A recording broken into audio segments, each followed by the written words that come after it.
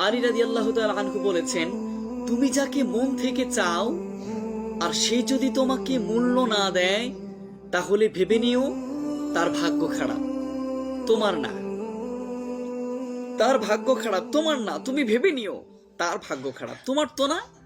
তোমার কিসের ভাগ্য খারাপ?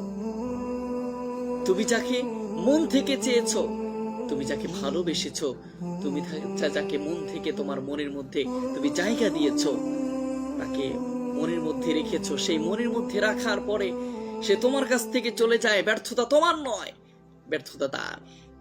এই জন্য আলী রাদিয়াল্লাহু আনহু বলছেন যে মন থেকে যাকে চাও সে যদি তোমাকে মূল্য না দেয়, তুমি ভেবে নিও ভাগ্য তোমার খারাপ না, ভাগ্য তার খারাপ।